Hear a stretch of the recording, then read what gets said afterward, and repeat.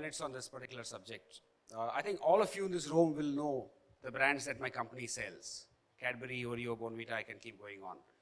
But what I'm going to speak about in the next 3 or 4 minutes, hardly anybody in the room would really know that Mondelez also does this.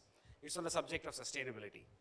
So the guiding principle for us has been that we should give back more than we take from the planet and the communities that we live and thrive in. And here's how we do it.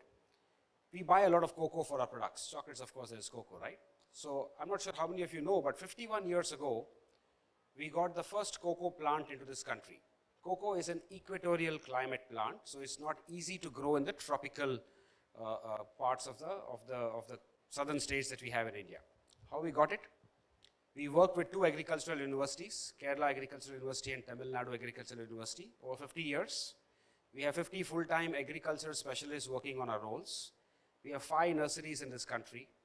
We adapted this crop to grow in the tropical climates. It's a wonderful crop because it grows between 2 coconut or 2 arkanut trees. So it doesn't need a square foot of land more, directly in line with doubling farmers' income. Today, we work with 1 lakh farmers.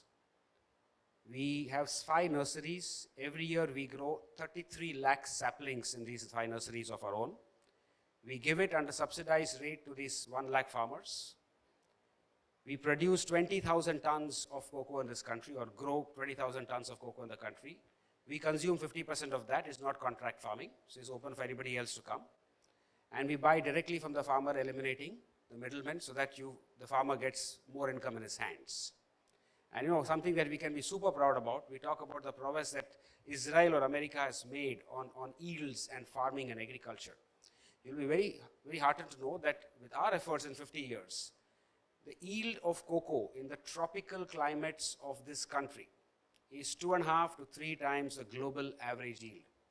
And this was done working with our universities, our people, completely in-house. It is not something that we did as a CSR initiative. It's not something that we did to talk about to score brownies. It is something that we felt we are a part of this community and we should be giving back something to them. That's on the communities. Just 1 minute on what we did with the planet. So 3.5 years ago, when we had this principle driving us, one of the town halls, I stood up and asked my team, would you be energized if we said, as a company in the Indian business operation, we become water positive and carbon positive?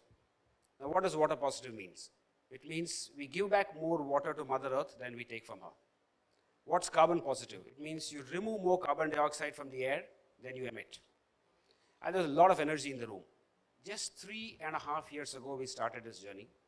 Earlier this year, by Ernst & Young, who is an authorized certifier for this, we got certified as being water positive, carbon positive, zero waste to landfill. We are the only second organization in this country or in the world after ITC to have got this. And it didn't take us a million years, guys. It took us 3 exact years to get to where we are. It's eminently doable. Somebody needs to lead this. Yeah? Now there's one more, and this is about plastics, right? A very topical subject for today. So we said, okay, is there a way to bring back all our plastics? We said, okay, our own brand, every geography, very difficult. How do you go looking around for that candy wrappers here and there? But we said, because of that, we can't run away from this responsibility. So if I am putting out 1,000 tons of plastics in the market, can I get back 1,000 tons from the market? May not be my brand, may not be the same geographies, but at least, can I make myself plastic zero? Yeah. By March of 2020, which is exactly 3.5 months from now, we would stand up and say, we have bought back every kilogram of plastic that we have put out on the market. Correct? Now that's another very big initiative that we are very keen to pursue. So all I would like to leave behind as a thought, as a concluding remark, thank you again, Venkatesh and Richa, for sharing this. It is eminently doable, it doesn't take a lifetime, and none of this is in conflict with chasing your profit goals. So it can all be very much integrated to the business as long as sustainability sits at the center of your strategy and not at the periphery. Thank you, and I'll open this house for questions, please.